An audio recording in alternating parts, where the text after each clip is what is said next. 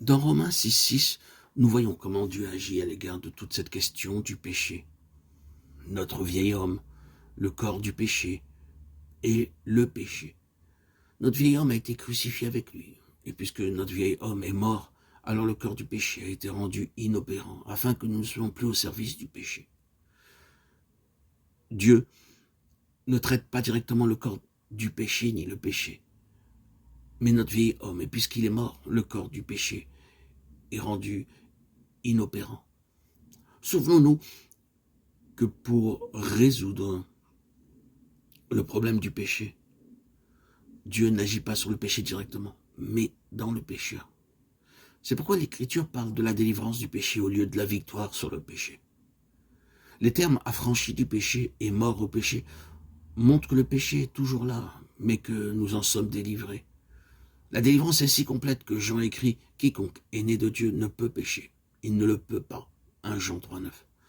Jean ne dit pas que le péché n'existe plus, mais qu'il n'est pas dans la nature de ce qui procède de Dieu. Le bois ne peut pas couler, c'est dans sa nature.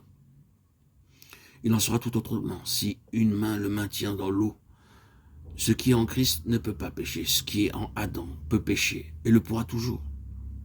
Ainsi donc, tout cela est établi en nous. Lorsque par la foi je demeure en Christ, ensuite j'expérimente que je suis délivré du péché. Car nous marchons par la foi et non par la vue. 2 Corinthiens 5,7. Nous pouvons l'illustrer de cette manière. Le fait, la foi et l'expérience marchant sur le sommet d'un mur. Le fait marche fermement, ne se détournant ni à droite ni à gauche, et sans jamais regarder derrière lui. La foi le suit, et tout va pour le mieux, tant qu'elle fixe ses yeux sur le fait. Mais dès qu'elle se soucie de l'expérience et se retourne pour voir où elle en est, elle perd l'équilibre et tombe au pied du mur. Aussitôt, la pauvre expérience y tombe après elle. Nul ne peut réellement vivre la vie chrétienne normale sans avoir saisi dans une certaine mesure la plénitude de l'œuvre du Seigneur Jésus-Christ sur la croix. Nous avons abordé dans les précédents audios 4 aspects de cette œuvre.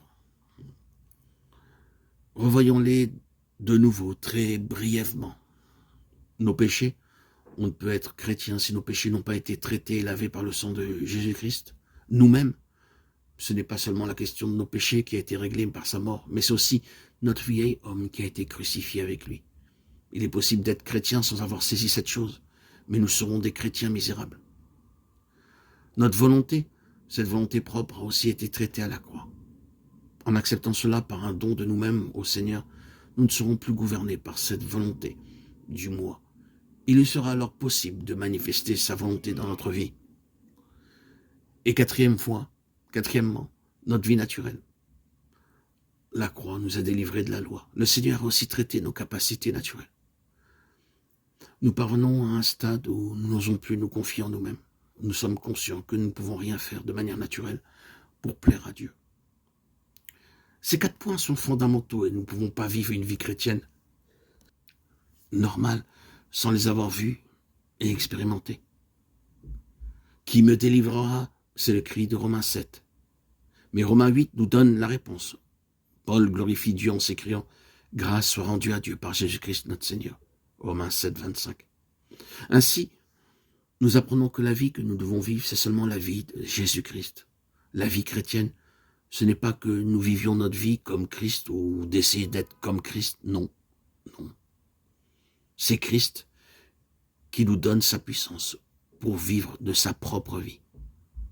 C'est Christ lui-même qui vit sa vie en nous. Non plus moi, mais Christ.